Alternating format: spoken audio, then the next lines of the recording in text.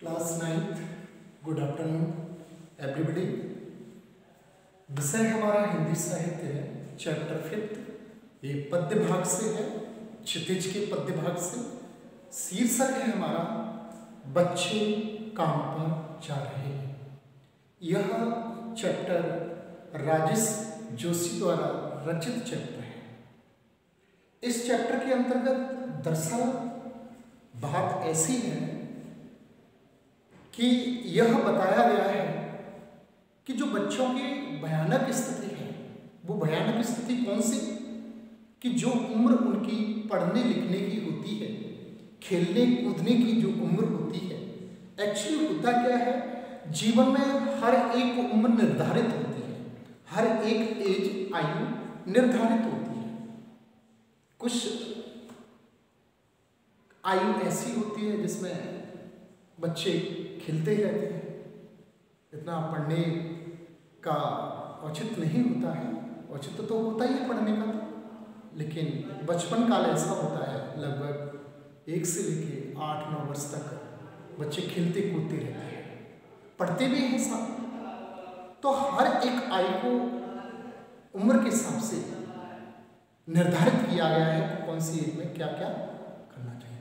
तो जो बच्चों की उम्र खेलने कूदने और पढ़ने लिखने की है, उस उम्र में बच्चों से काम कराया जा रहा है।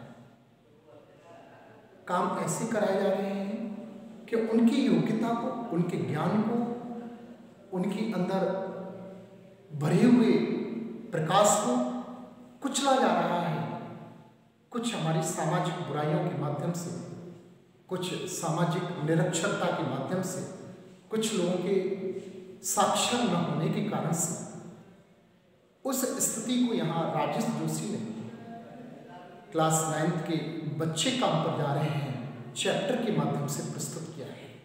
एक भाग मैंने इससे पहले आपके सामने प्रस्तुत कर दिया, ये दूसरा भाग है जो मैं आपके सामने प्रस्तुत करने जा रहा हूँ। उस बच्चों की उस भयानक स्थिति के बारे में बताने जा रहा हूँ, और बच्चों की वस्तुओं के बारे में, जो वस्तुओं के बारे में यहाँ कवि कहना चाह रहे हैं, और उन स्कूलों के बारे में, उन खेलने की वस्तुओं के बारे में बता रहे हैं। क्या वो हमारे ज़माने से गायब हो गई हैं या है नहीं, या उनको दीमक ने खा लिया है? क्यों नहीं बच्चे खेल पा रहे हैं उनसे? क्यों नहीं उन किताबों से पढ़ पा रहे हैं? क्यों नहीं स्कूलों में जा पा रहे हैं, मदरसों में जा पा रहे हैं? क्या किताबों को दीमक ने खा लिया है? क्या सारी गेंदें अंतरिक्ष में चली गई हैं? क्या मदरसे, जो स्कूल हुआ करते थे पहले, प्रारंभिक स्कूल, प्राथमिक स्कूल हुआ करते थे छोटे छोटे बच्चों के, क्या उनको भूकंप ने ढह दिया है? भूकंप के माध्यम से वो मिट्टी में मिल चुके हैं। यहाँ राजेश जोशी प्रस्तुत पंक्तियों के माध्यम से प्रस्तुत कर रहे हैं। आप देखिए, बच्चे काम पर जा रहे हैं, हमारा शीर्षक है, टॉपिक है, राजेश जोशी द्वारा रचित चैप्टर है। अब कह रहे हैं प्रथम पंक्ति में, क्या अंतरिक्ष में गिर गई हैं सारी गेंदें? अंतरिक्ष कहते हैं आकाश, यहां अंतरिक्ष शब्द है आकाश।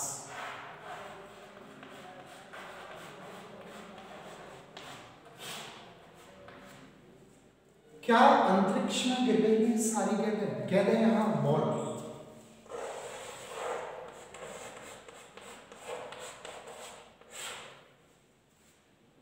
क्या अंतरिक्ष में गिर गई हैं सारी गेंदें?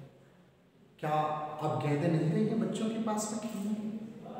जो रबड़ की, प्लास्टिक की, कपड़े की, मुझे याद है अपना बाल्यकाल कि हम कपड़ा लेके उसमें 2-4 कपड़े रखे और कपड़ों की सूतरी बना के और उसको बॉल का प्रकार बना देते थे, बॉल बना देते थे, और एक दूसरे पर मारना। और एक ठिप्पो का वो हुआ करता था खेल, तो एक एक ठिप्पो रख देते थे और 7 या 5 ठिप्पो का वो होता था पूरा राउंड, और उसको जमाने की शर्त होती थी। 2 पालियाँ होती थी, एक पाली में उसको गिराकर भागना होता है, दूसरी पाली के लोग उन्हें छूते हैं, और जो गिरा के भागते हैं उस पाली के जो बच्चे होते हैं उन ठिप्पों को रखने का प्रयास करते हैं।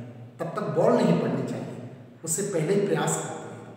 तो मुझे आज भी वो दिन याद है अपने बचपन के बाल्यकाल के, कि उस समय तो उन्हीं बॉलों के बारे में यहाँ राजेश जोशी कह रहे हैं कि वो कपड़ों की बॉलें हुआ करती थी, एक दूसरे को खिलखिला के मारा करते थे बॉलों को। वो प्लास्टिक की बॉल हुआ करती थी, वो रबड़ की बॉल हुआ करती थी, गेंद। क्या वो सारी अंतरिक्ष में जा चुकी हैं, आकाश में जा चुकी हैं, खो चुकी हैं? क्या नहीं है? अब बच्चे क्यों नहीं खेल रहे हैं?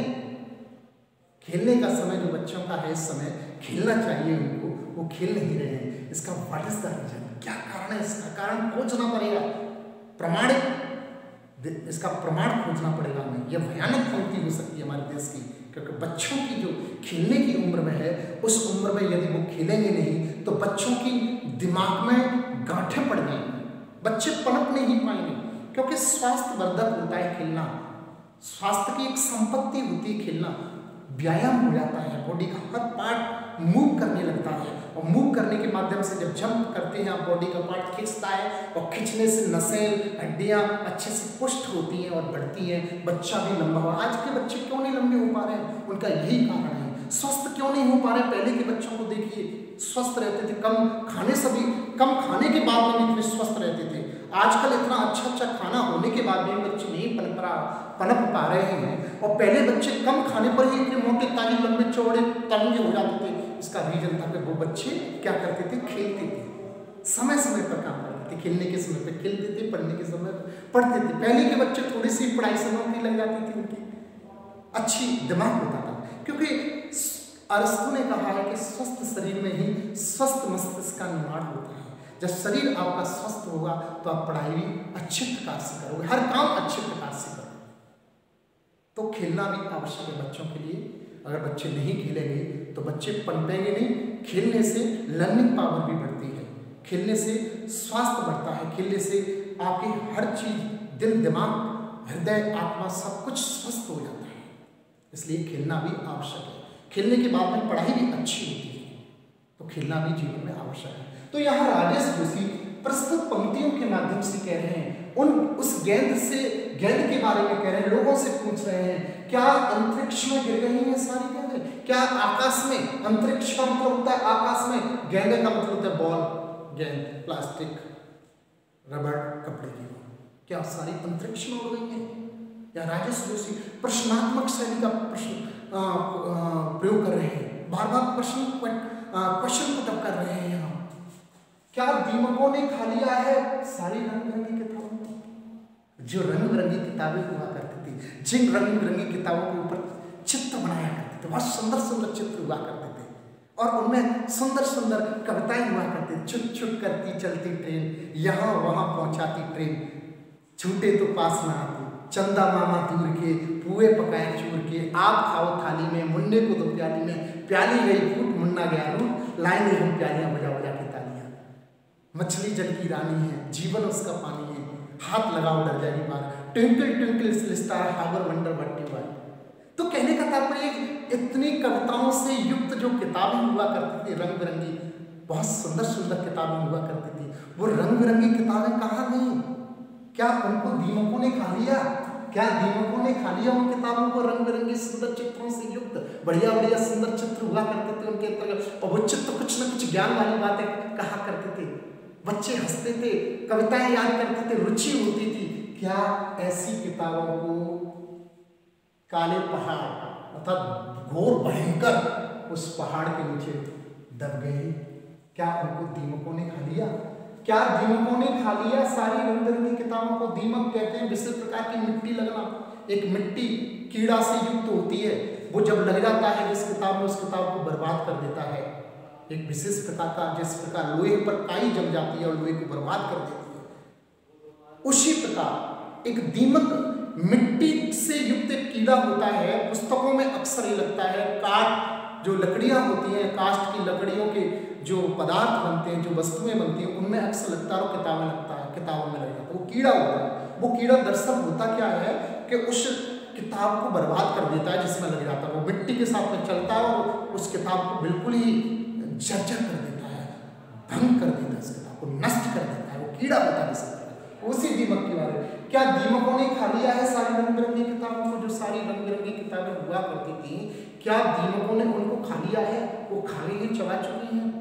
ऐसा यहाँ आपके राजेश जोशी प्रस्तुत पंक्तियों के माध्यम से बच्चे काम पर जा रहे हैं, इस टॉपिक के माध्यम से, शीर्षक के माध्यम से प्रस्तुत कर रहे हैं। क्या अब ऊपर की लाइन में, ऊपर की पंक्ति में कहा उस बॉल के बारे में, खेलने की बॉल के बारे में। दूसरी पंक्ति में, तीसरी पंक्ति में कह रहे हैं, दूसरी पंक्ति की और तीसरी में कह रहे हैं, क्या दीमकों ने खा लिया है सारी रंग बिरंगी किताब। दीमकों का विशेष प्रकार का कीड़ा होता है, मिट्टी आपने देखा होगा आपके घरों में जब लग जाता है वो काट की वस्तु, जो लकड़ी से वस्तुएं बनती, किवाड़ वगैरह जो होते हैं घर के, उनमें लग जाता है और किताबों में भी लग जाता है। क्या उन सारी रंग बिरंगी किताबों को दीमकों ने खा लिया है? क्या दीमक लग गई, मिट्टी लग गई है, क्या वो नष्ट हो गई जो बच्चे नहीं पढ़ रहे हैं? मैं किसी के बच्चे के हाथों में किताब ही नहीं देखता हूँ, देख रहे होंगे मोबाइल पर फेसबुक चल रही होगी, या कुछ व्हाट्सअप चल रहा हुआ, या कोई गेम चल रहा हुआ, फ्री फायर जाने क्या क्या पबजी गेम चल रहा होगा। बच्चे, जिन बच्चों के हाथ में बहुत सुंदर सुंदर किताबें, रंग बिरंगी कहानी, मतलब शिक्षाप्रद जो किताबें होनी चाहिए, उन बच्चों के हाथ में तरह तरह के व्हाट्सएप, फेसबुक और न जाने क्या क्या देख रहा हूँ। ये देश के लिए विडंबना नहीं है, या ये देश की खतरनाक पंक्ति नहीं है, या ये फ्यूचर बिगड़ नहीं रहा है, या भारत देश की स्थिति गंभीर नहीं हो रही है, क्या भारत नुकसान नहीं हुआ, क्या भारत नष्ट नहीं हुआ, कि देश का विकास ऐसे संभव है? नहीं संभव है। इसलिए कहा है, क्या दीमकों ने खा लिया सारी रंग बिरंगी किताबों को। बच्चों के हाथ में पुस्तकें होनी चाहिए, बच्चों के हाथ में, बच्चों के हाथ में कलम, पेन, पेंसिल होना चाहिए उन बच्चों के हाथ में। PUBG game, free fire game, to fire game, न जाने कौन कौन से गेम चल रहे हैं, वो दिन रात लगे हुए अपनी आंखों को खो रहे हैं, अपनी आंखों में चश्मा तक टेस्ट करा लिया उन्होंने। क्या ये देश के लिए विडंबना नहीं है? क्या देश की ये भयानक पंक्ति नहीं? हाँ, भयानक पंक्ति है। यह राजेश जोशी बच्चे काम पर जा रहे हैं, प्रस्तुत पंक्तियों के माध्यम से ऐसा प्रस्तुत कर रहे हैं, सारी रंग बिरंगी किताबों को क्या काले पहाड़ के नीचे दब गए हैं सारे खिलौने। अब खिलौने के बारे में कह रहे हैं, क्या काले पहाड़ के नीचे दब गए हैं सारे खिलौने।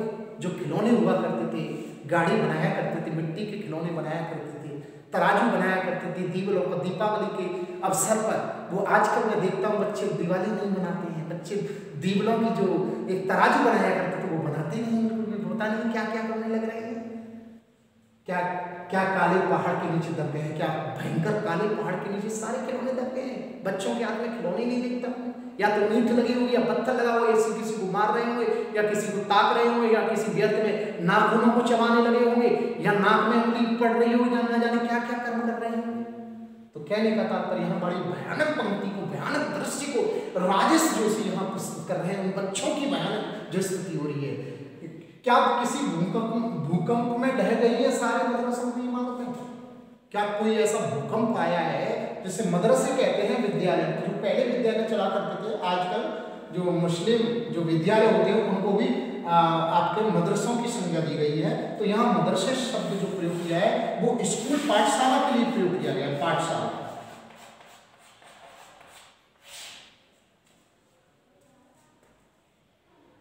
सारे मदरसों की इमारतें, क्या जो मदरसों की इमारतें हैं यहाँ उस बाल्यकाल के जो बच्चों की स्थितियाँ होती थी, जो खेलने के स्थान हुआ करते थे, जो खेलने की वस्तुएं हुआ करती थी, उन खेलने की वस्तुओं के बारे में, उन खेलने के जो पदार्थ हुआ करते थे उनके बारे में बताया जा रहा है कि वो सब गायब हो गए, क्या खो गए।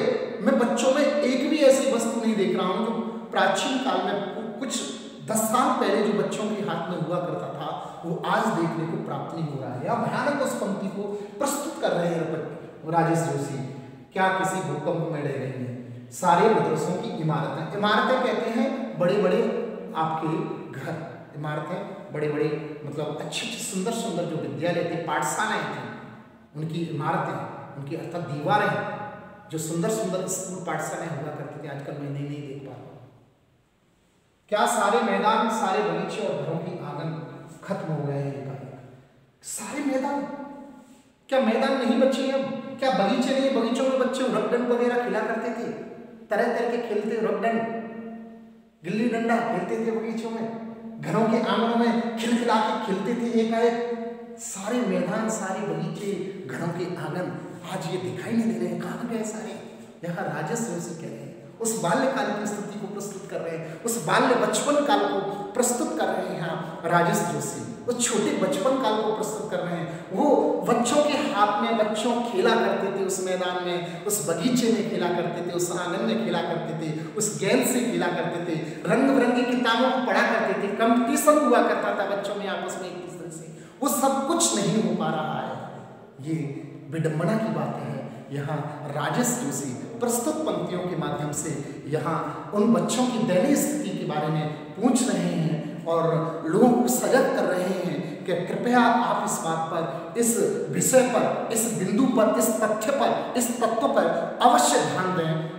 फिर से बच्चे बगीचों में, आंगनों में और खेलने लग जाएं, उस प्रकार का वातावरण बनाएं, उस प्रकार की लोगों की मानसिकता को बदलें, उस प्रकार का लोगों को बनाएं, फिर से व्यवहार अच्छा लोगों को हो जाए, फिर से लोगों के अंदर प्रेम की धारा बहने लग जाए, फिर से एक दूसरे से लोग प्रेम करने लग जाएं, एक दूसरे के बच्चों से स्नेह करने लग जाएं, एक दूसरे के बच्चों से नफरत ना करें, एक दूसरे के बच्चों को अपना बच्चा समझकर उनके साथ में व्यवहार करें, एक दूसरे के बच्चों के साथ में नफरत पैदा ना करें। यहाँ राजेश जोशी प्रस्तुत पंक्तियों के माध्यम से ऐसा प्रस्तुत कर रहे हैं कि बच्चों को काम पर नहीं जाना चाहिए, उनको खेलना चाहिए समय समय के अनुसार जो जो उनकी एज है, जो जिस एज में जो करना चाहिए वो करें, पुरानी परंपरा को, पुरानी संस्कृति को पुनः याद करें। वो इस प्रकार यहाँ आपके राजेश जोशी प्रस्तुत पंक्तियों के माध्यम से यहाँ प्रस्तुत किया। ये इसकी व्याख्या हुई।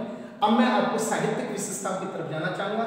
समाज का चरित्र, बच्चों का चरित्र प्रस्तुत किया, बच्चों की स्थिति को बताया, बच्चों के खिलौने स्थान के बारे में बताया गया है। और उसके बाद में भाषा शैली की बात करें, सरल सहज स्वाभाविक भाषा शैली का प्रयोग किया गया है, तत्सम तद्भव शब्दों का प्रयोग किया गया है, छंद मुक्त ये काव्य है, फिर भी इसको गा सकते हैं। इसमें इस प्रकार की एक अच्छे कवि के साहित्य में और काव्य में जो साहित्यिक विशेषताएं देखने को मिलनी चाहिए, वो सारी साहित्यिक विशेषताएं भाषा शैली राजेश जोशी के प्रस्तुत काव्यों में, प्रस्तुत शीर्षकों में देखने को प्राप्त होती हैं। Thank you, have a nice day, all the best, may God bless you.